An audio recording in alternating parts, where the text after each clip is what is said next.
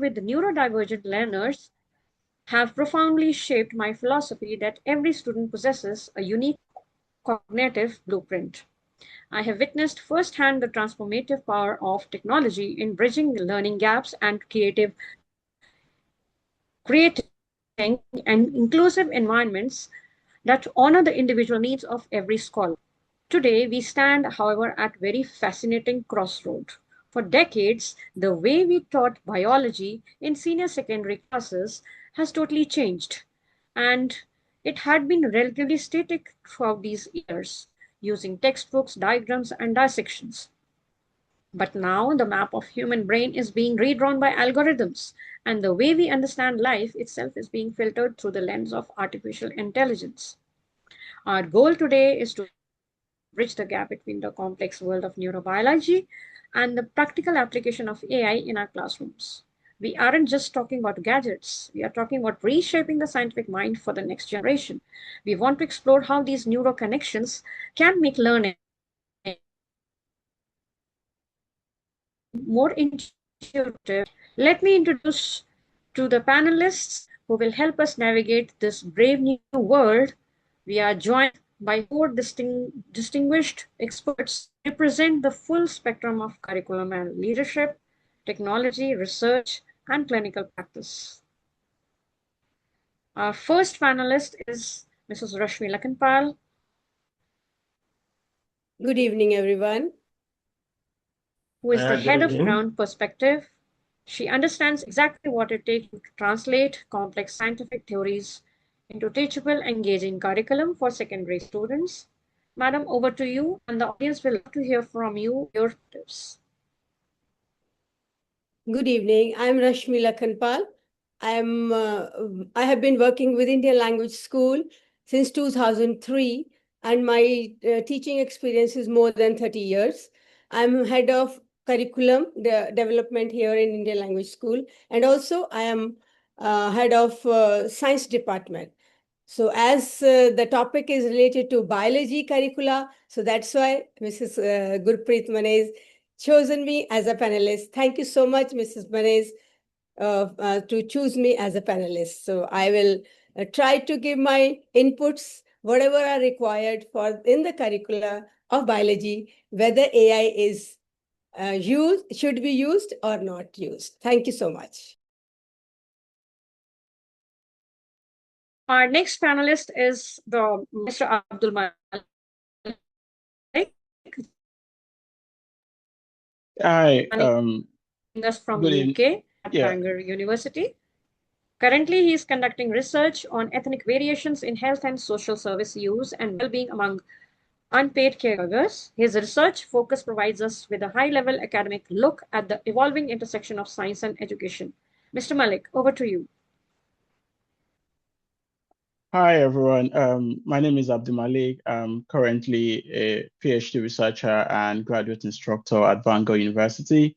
And I've had background in psychobiology majorly as something that has to do with something related to biology. I've also been a one-time teacher at Indian Language School teaching psychology, and my perspective really about psychology has been tilted basically towards clinical and neuropsychology and having to understand how brain connections impact well-being and mental health generally. So it's a privilege to be here as a panelist, to have this conversation, to join this conversation, trying to explore how the impact of AI currently on students' brain connections. A whole lot of things I believe will be a part in this conversation, and to really be, I'm glad to be here anyway. Thank you.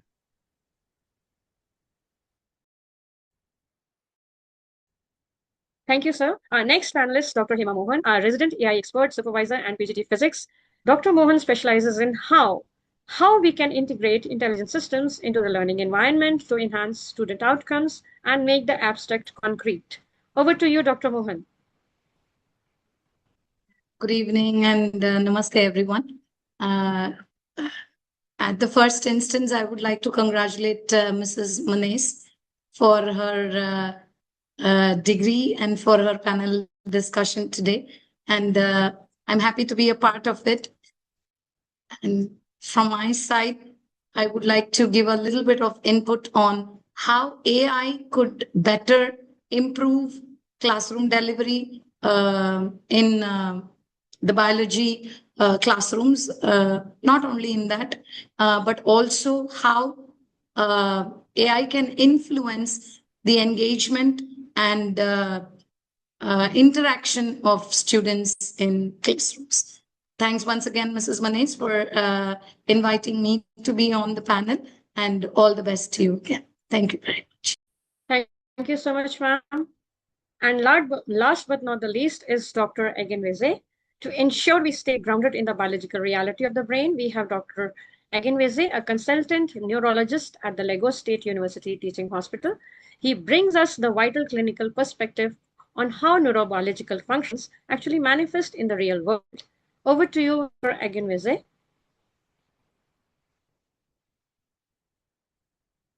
Unmute yourself, sir.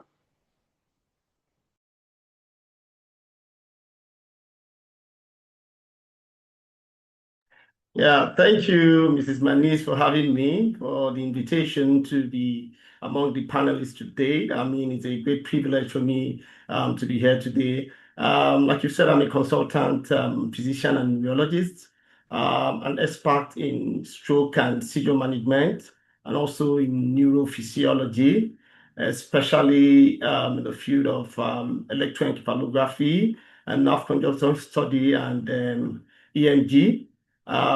This is a very, very important topic, you know.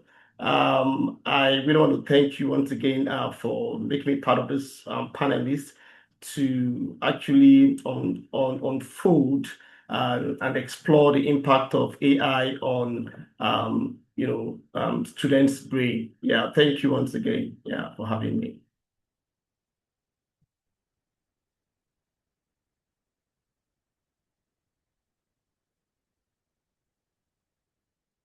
Mr. Manaise, unmute, please.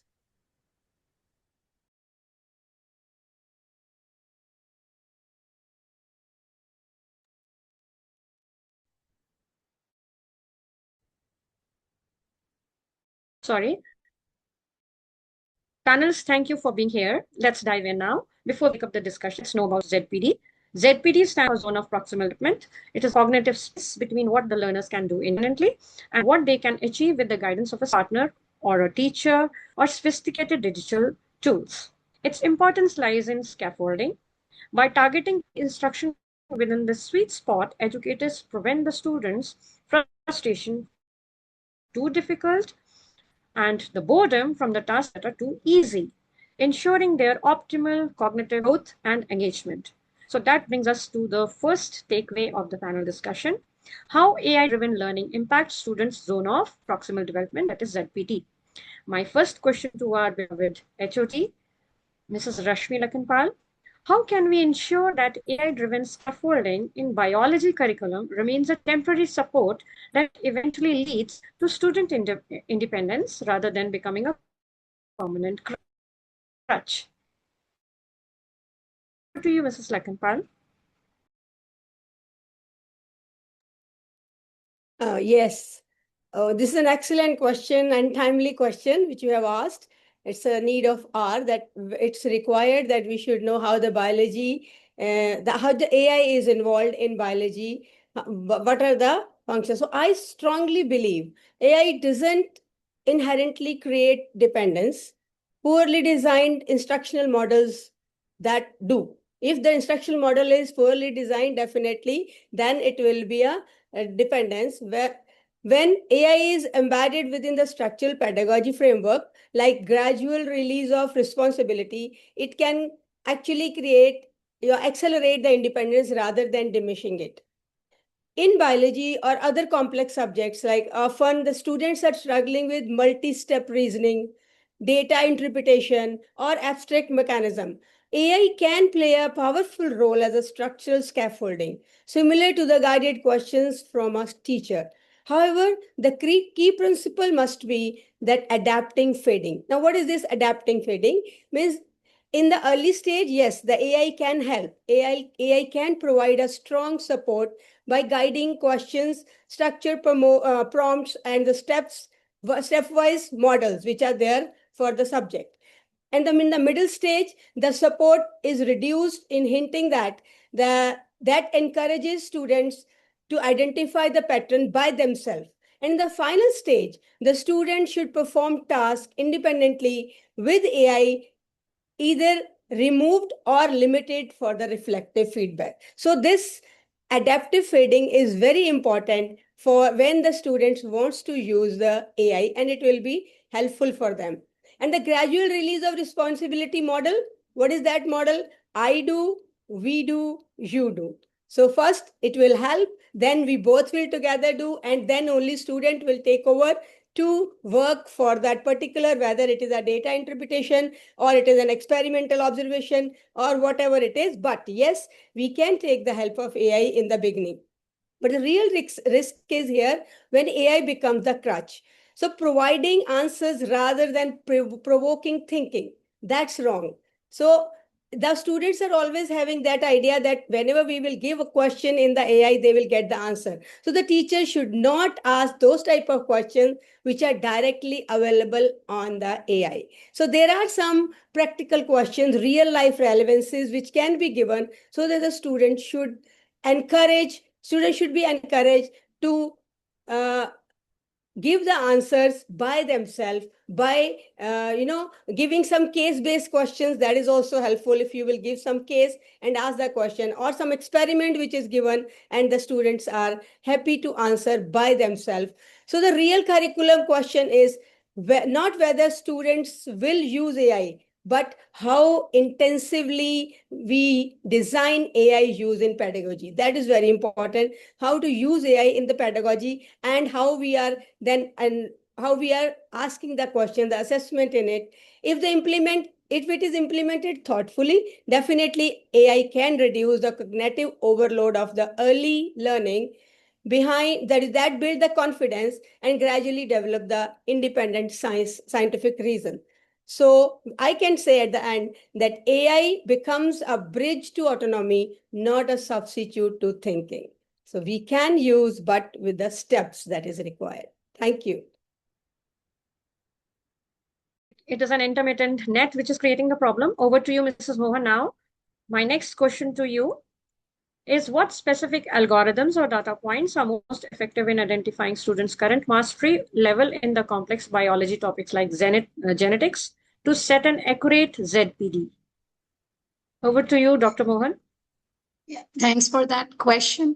Now, if a teacher is supposed to identify a student's ZPD, that's a zone of proximal development, in a subject that is as multi-layered as biology, it requires for the teacher to move beyond a simple correct or incorrect grading.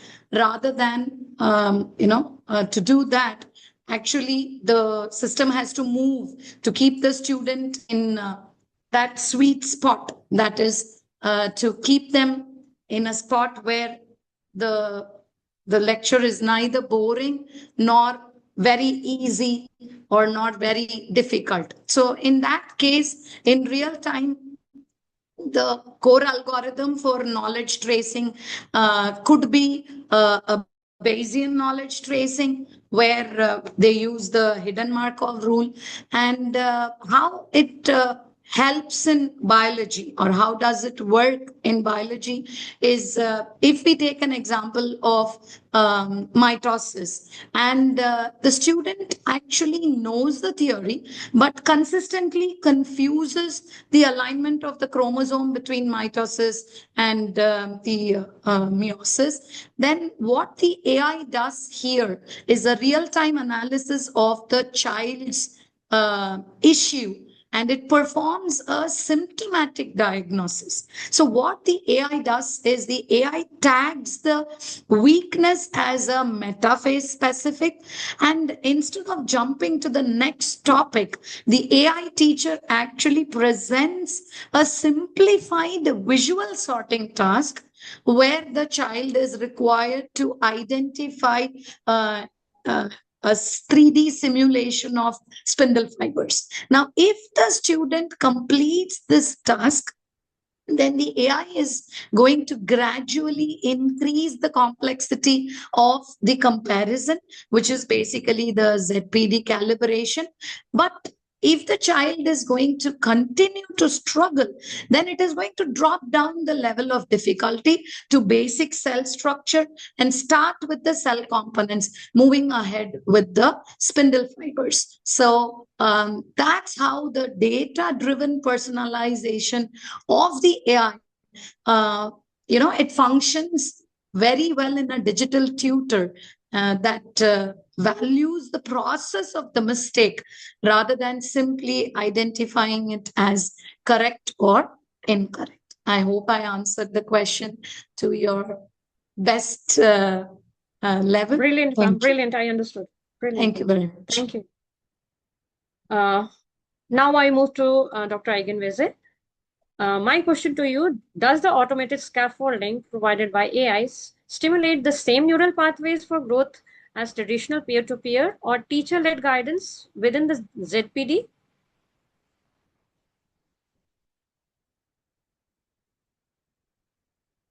Please unmute yourself, Dr. Eigenvese. I don't know why I keep doing this. It's okay. Thank you for that brilliant question.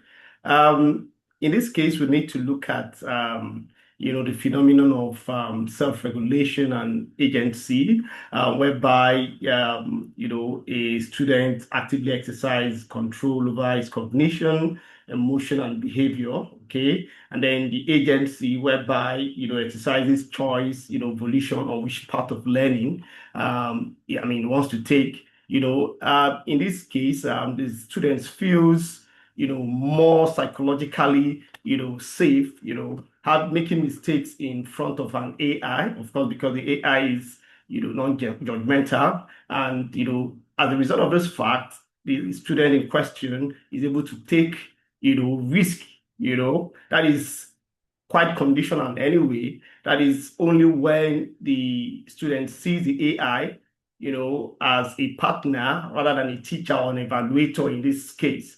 Okay, so it gives the students, that balance within that ZPD we're talking about to really explore more.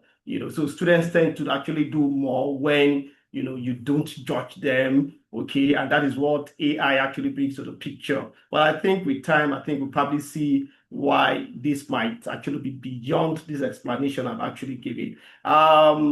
In summary, for the students to actually do well, okay, they will need to see the AI, as a partner, okay, rather than a teacher or an evaluator, so that, of course, they shouldn't, the teachers are usually judgmental as well, but the AI would not. Okay, I don't know if I've answered this question, actually. Yeah. Wonderful. Thank you, sir. Yeah. Now, Mr. Malik, how does a student's self-efficacy change when they are more knowledgeable other is an AI, and does this impact their motivation to push into the ZPD zone? Okay. Yeah, I'm muted now. So in answering that question, I'm actually going to build upon what Dr.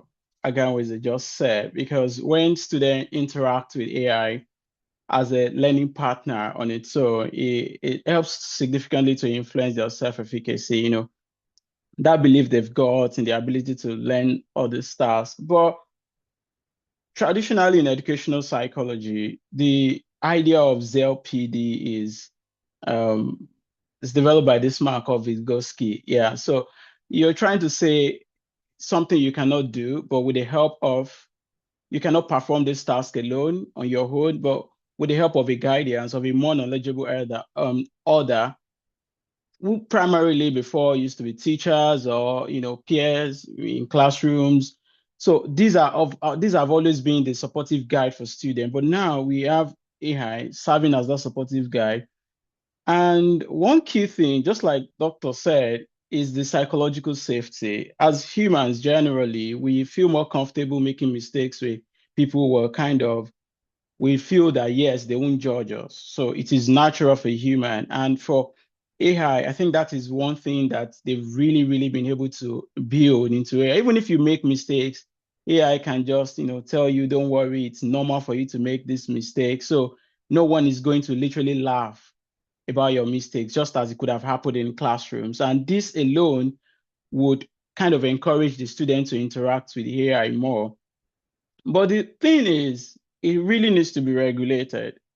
It really needs to be regulated. And a student should be able to have that knowledge of self-regulation. You need to know, okay, I want to learn. You need to set your goals. You need to monitor whether you are actually understanding the output that AI is giving. Because, it's just like a garbage in, garbage out something that, oh yeah, you ask a question and you just get the answer. Unlike in classrooms whereby you can kind of scaffold the process, help the students to know where exactly the answer, or help them to arrive at, their answer. So rather than seeing AI as that thing that directly provide answer, so it's something that it would be better used as a support system for them. And for students so for senior secondary students learning biology, the AI can actually help them to expand this LPD, of course, by allowing them to experiment. They can ask questions, they can iterate freely, and they can engage more. Even they can ask some questions that maybe because of the timing for the length of the session in a class wouldn't allow them to, or sometimes because they're even shy in classrooms. So it can really, really help them to expand that ZPD level in them. So in essence, interacting with AI helps the brain. Yeah, of course. I'm very sure doctor can confirm that new neural connections will be created whenever you interact with anything whatsoever. So when students engage with this, even difficult ideas in biology, the brain will build stronger connection because most of the time when they interact with AI, there's this repetition. Even if they don't understand some questions or the answers, they can even go further to tell AI, I do not understand this. So break it down further. This is the scaffolding that a teacher would honestly be able to help with in class. So that even expand the level of the ZLPD on its own. So, but even if all of these are actually possible, it shouldn't still be used. The real educational challenge here is not to see whether AI should be used, but used. I really, really picked that from what Mrs. Lakampal said, because the design is really, really important. Most of the time, like what I like to say, it is not always about the goal. Sometimes the system in place to actualizing that goal really matters a lot. It's not always about you getting the answers. How do we design the use? At what point should you bring AI in, or to what level should AI be used? These are some of the conversations that could help in helping the student build that level or expand the level of the ZPD, which in turn would help to increase their brain capacity for that scientific reason that we really want our students to have when it comes to biology, because we're dealing with the body system. We want them to expand the way they think about the system. So having to have it as a support system, as a learning partner would really, really help, but it should be well regulated. So that would be my take on the question you asked of whether the self-efficacy could be that more knowledgeable holder for them. Thank you, sir. So Yeah. that helps us to interpret this discussion that AI is a beneficial partner for the students if they are using it in the betterment of the design, whatever they are following. So that design is referred to the curriculum. So if we are exploring the AI, whether it boosts the students' ability to think deeply or shortcut that stops them from using their own brain, is our next takeaway. So coming to the next takeaway, that is how AI use in biology learning affects the students' critical thinking and complex problem solving skills. I turn my question to Mrs. Lakhanpal. How should we redesign biology assessments to ensure that we are testing a student's own critical thinking rather than their ability to prompt an AI for correct biological conclusion? Over to you, ma'am. Thank you, Mrs. Manaise, for the beautiful question that is related to the curriculum redesigning of biology assessments. As I've already told you, that the scaffolding of AI is required in the early stage, then middle stage, and the final stage. So in an AI-enabled world, biology assessments must move beyond testing the correct answer to evaluating the scientific thinking. That's very important. We don't want now that the student will give us correct answer, but we want that whether their mind is thinking like a scientist or not. So that is how, instead of asking the question like to recall definitions or laws, we should design the task that require them to interpret data, as I have already explained, that is explain mechanisms, design investigations, like in the you can say as a subject specific biology, and defend biological decisions in the real context. So the key shift is making the thinking process visible. The assessment should include reasoning steps, annotated diagrams, reflection notes, or the short oral explanation. This is what the assessment should be. Then the child will be able to answer by thinking their own mind, by critical thinking, and solving the problem which are there in those particular type of question. When the student articulates why they reach a conclusion, that superficial AI generated responses quickly become apparent. Okay. Another important strategy that we can use in making assessment for biology is using contextual and localized data. Like, for example, classroom collected data sets, or local environmental issues, or some unfamiliar experimental results, which are not directly there in the textbooks, which are not directly there, the examples which are given by the teacher. So that the student should use its own brain rather than depending upon AI for the answer. So such tasks require students to apply biological principles to real life situation. So we can also strengthen the conceptual understanding through error analysis and misconception based questions. That's also a very good way. If we are asking them in these forms, then definitely where the students can critique the flawed explanations, so that this evaluation diagnostic reasoning rather than memorization. So try to avoid giving the questions which are only at the memorization part. So we should give which are the applicable part, and where they can analyze the question and then they answer. And definitely the answer will not be available directly on ChatGPT or any other AI app. So then it is good that AI, that you can frame those type of questions. And the most important thing is in rubrics, in assessment is rubric. If you are following the correct rubric for marking the student, that also will help them stepwise going from one step to another. So our rubric must prioritize the cognitive indicator, okay, such as conceptual integration, evidence-based justifications, or originality of the connection. If we assess the thinking rather than answers, students will naturally focus on the deep learning, right? So the goal is not to ban AI, but to structure its use responsibly. That's important. Ultimately, the real question is not can students reach the correct biological answer, but can they think like a biologist? This is our question. So our assessment should also depending upon that.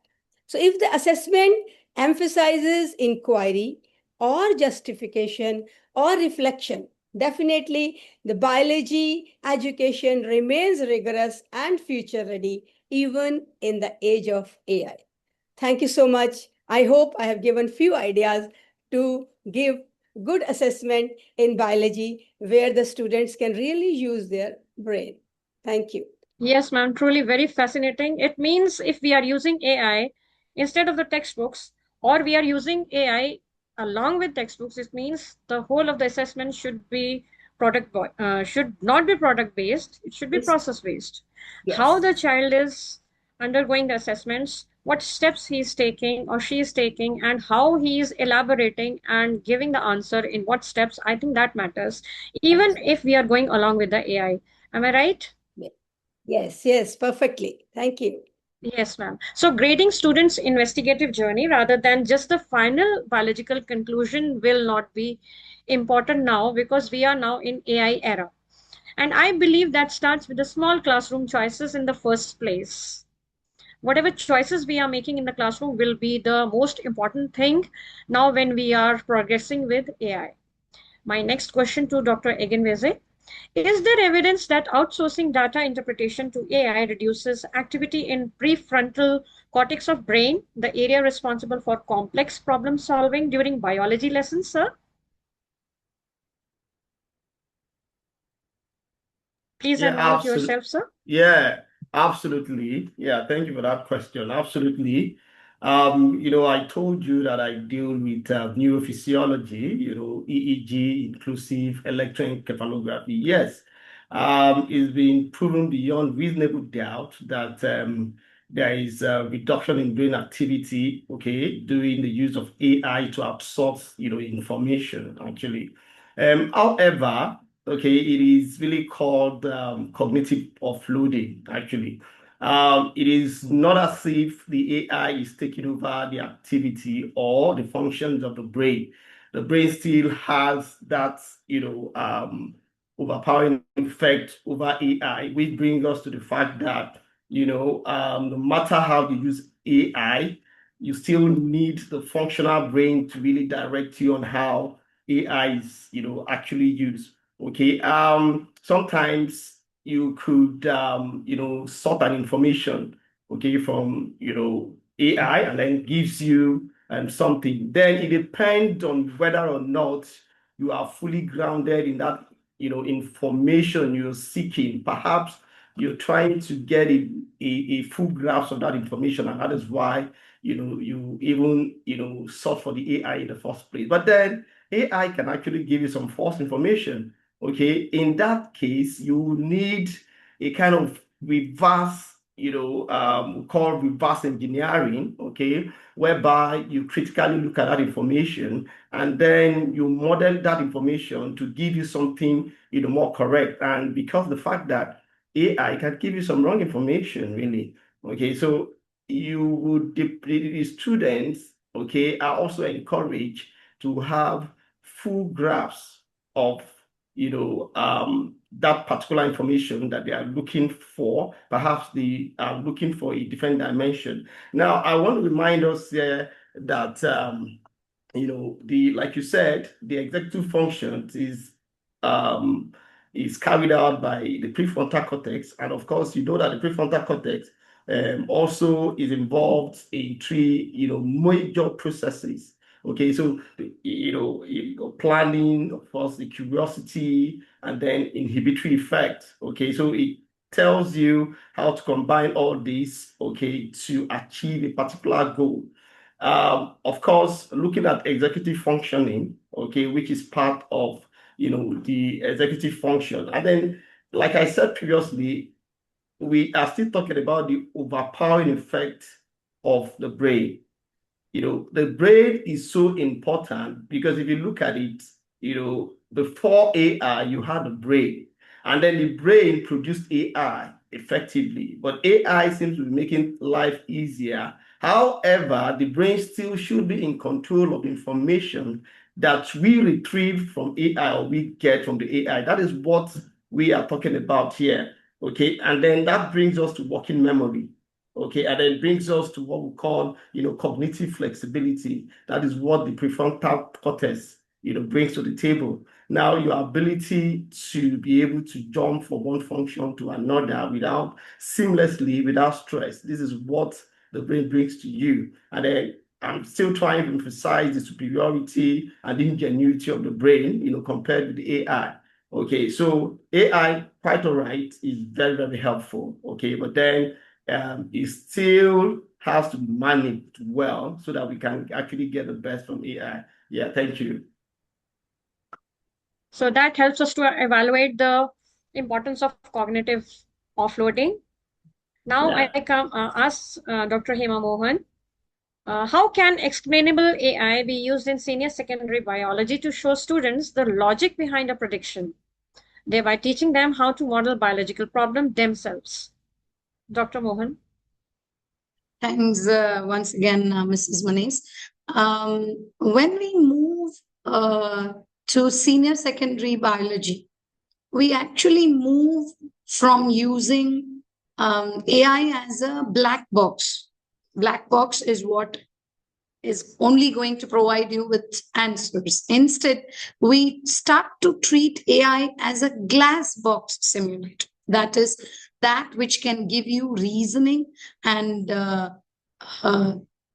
the explanations to what is being asked. So the power of explainable AI, it lies in its ability to actually reveal the internal logic behind biology topics. So assuming that a student is adjusting carbon dioxide level or maybe in a virtual ecosystem, the student is adjusting the predator prey ratio, then AI is not just going to predict a population collapse, but it is also going to provide the student with an importance visualization. That is, it may show that the ocean is going to become acidified with an ocean acidification of 70% or more, while the temperature is going to contribute only to the remaining 30%. So this creates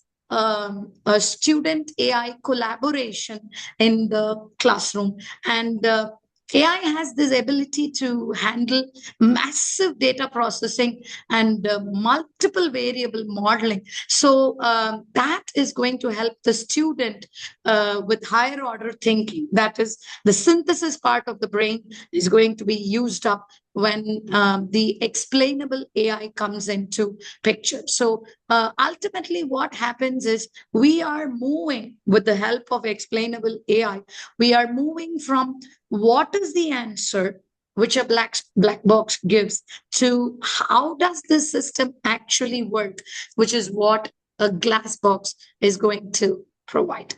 So thank you very much for the question, Mrs. So it means that explainable AI works as a transparent tutor, which helps the students of biology to boost the explanation and the preparation also for the biological concepts and their models as well, if I'm not wrong. Absolutely right. Please correct me if I'm wrong somewhere. Not at all. That is how the explainable AI Okay, ma'am. works. You are absolutely right. Thank you so much. Thank you. My next question to Mr. Malik. Soon you will be also Dr. Malik, sir. Does the instant nature of AI generated on answers in biology lead to cognitive shortcuts that diminish a student's patience for deep, iterative scientific reasoning? What do you think so? This is a real concern, and I think this has always been some of the things a lot of educators are really concerned about, because when you are in senior secondary, for instance, that is the point where actively you should be using your brain to think. And if you're learning a subject like biology, it's more you having to be trained as a scientist. So you need to think, you need to iterate processes. But the human brain naturally tries to conserve energy, I would say that. And there's this term called cognitive miser, which means that we prefer the easiest way to solving problems. Like we're always looking for the easiest mental path to solving our anything it is we're looking for. So, and AI, when AI provides these immediate answers to especially a lot of questions that students might find quite difficult to understand, that process alone skip that important thinking process that we want the student to have. And most of the time, just as we've been able to establish, that it is in the process that the learning really takes place, not even in when you just get the instant answer. Because in the process of you thinking, oh, why is this concept like this? What makes it like this? What makes the brain, for instance, function this way? What are the how does the neuron works? How are neural connections created, and what leads to this? It is that process that we will really see that scientist that we are, trying thinking that we want the student to have. So, but when instead of analyzing the problem, what AI will just do is to give the answer.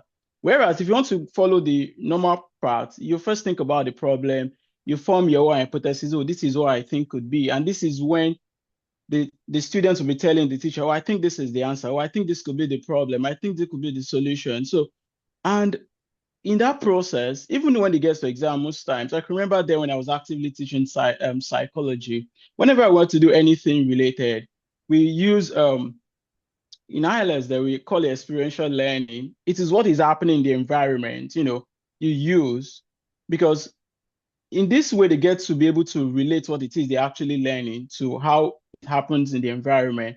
And AI bypass this process. So it is a sort of mental shortcut. We call it heuristics in psychology. And the brain uses this a lot, most of the time when it has a shorter time in making decisions. So what heuristics are honestly useful, they can really, really be useful. But over reliance on on heuristics or mental shortcut would help to reduce that analytical thinking that we really want to see in our student. And So here biology, we are talking about the instant gratification, which is yeah, associated with AI while yeah, teaching in all yeah. kinds of So students. exactly. So the thing is, it's not about the finished answer, just as we've established in this conversation. We really want students to also go through the reasoning process, which AI sometimes doesn't give them the opportunity to do. Yeah. Thank you, sir. Now let's explore the mental and emotional impact of high-tech learning environment, specifically when how we manage the brain drain that comes with the constant digital interaction. That brings us to the takeaway number 3 of our today's panel discussion: how AI integration affects learner anxiety and cognitive fatigue. I turn to Mrs. Lakhanpal for the question. What departmental policies do you think can we implement to prevent digital burnout in students who are constantly interacted with AI-driven biology platforms, both in and out of classroom? Ma'am, over to you. Thank you, Mr. Manaise, again for the question which is related to the curriculum.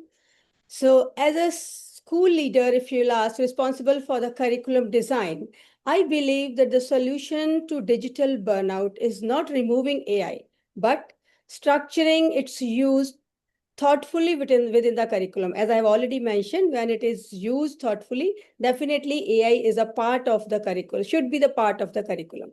So first thing which I want to tell you that AI must be purposefully embedded in the syllabus, used where it genuinely enhances learning, such as simulations, modeling, and data analysis, while ensuring that the significance learning time remains hands-on experiment. The students are always happy to do all these things, and discussions, they are very happy to talk about the topic, and diagrams they can draw very nicely. As a biology as a subject, definitely these are the positive points which every student is good at, and the inquiry based activity. So this is the first thing, that the AI must purposefully embedded into the syllabus. Second, which I want to tell you, we must manage the students' cognitive load. Like AI based tasks should be time bound and balanced with reflective, written, and that is collaborative activities. It's not that only one child is doing. We should always make groups with them so that every child's input is there. So then they will work better, and so that the students process ideas rather than remain continuously on screens. Let them think. If we are not allowing them to think critically, then they will not be able to use the cognitive part of the of brain. So that is very, very important. So the third thing which I want to tell you, third policy, you can say, if curriculum related, the assessment designs plays a critical role. The school should intentionally include AI free assessment, practical investigations, open ended inquiry tasks, so that the independent thinking and the problem solving remain the center of the attraction. Another very important responsibility as at the leadership level is cross departmental coordination. That's very, very important. The student experience total screen time across the subject, because every teacher is giving, if the work on AI or something to make a PPT, do something. So we should always coordinate amongst the department so that the student will not have a lot of time on screen. The things are like that, they can think critically and solve the problems without using all these things for 100% time in the screen, on the screen. So the schools must monitor overall digital workload and ensure it remains balanced. Finally, what I want to say, we must build AI literacy and digital well-being, very, very important, and into the curriculum, that helping the students learn how to use AI responsibly, critically evaluate its outputs, and maintain healthy technological boundaries.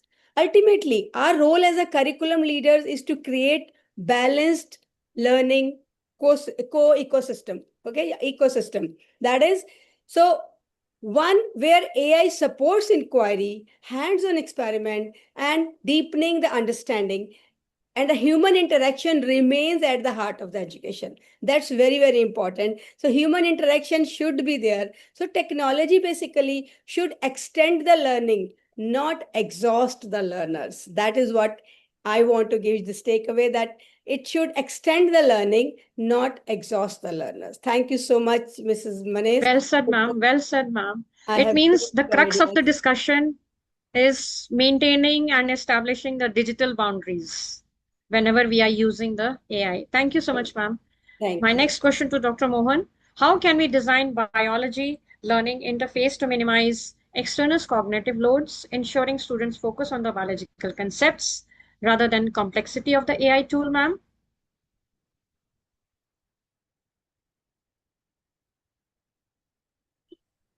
Thank you once again, Mrs. Manaise. Now, to ensure that AI is going to serve as a bridge and not a barrier, the interface that we design should be actually through the lens of cognitive load theory. I'm sure Mr. Malik will agree with me. Now, the key to this designing interface is we put the content first and the interface next. So, what we do actually is to segment and chunk whatever is the learning material. That is, for example, if I'm going to prepare a text on protein synthesis, then what is to be presented is in a sequential, bite-sized interaction. We call it as chunk learning in school. For example, the student only sees the transcription interface before the translation module is going to unlock on the system. Now, the next thing what can happen is dual coding in AI. That is, we can offload the instructional load to a voice interface, while the student is going to remain fixed on the screen with an interactive 3D model of the DNA.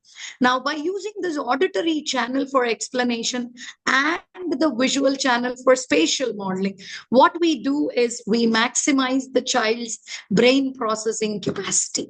And further going down, advanced AI features like we have deep dive data analytics. Now we can use that in order to give major information, so that the initial view about a particular topic for the student is clear, and focused solely on the biological structure. So if we have to put this in short, the goal towards this cognitive load theory is invisible technology. So we minimize the extraneous load of the tool, and we clear the path of germane load, and the actual mental effort required to master biology is more focused on the cognitive load. Thank you very much, Mrs. Manis. Yes, ma'am. Thank you so much, ma'am. It means we are putting the technology in the background and Yes, science and teaching in the foreground. That's absolutely. it. Thank you so much, ma'am. My next question to Mr. Malik. Does the lack of human touch in AI feedback loops lead to the higher social evaluative anxiety for biology students, or does the anonymity of AI actually reduce it? Mr. Malik. Uh, Thank you for this very interesting question. I would like to start by you. Let's picture we have a student right now. You call a student to answer a question in class. Something would happen immediately. Oh, you're going to perhaps judge me whether I get it correctly or not.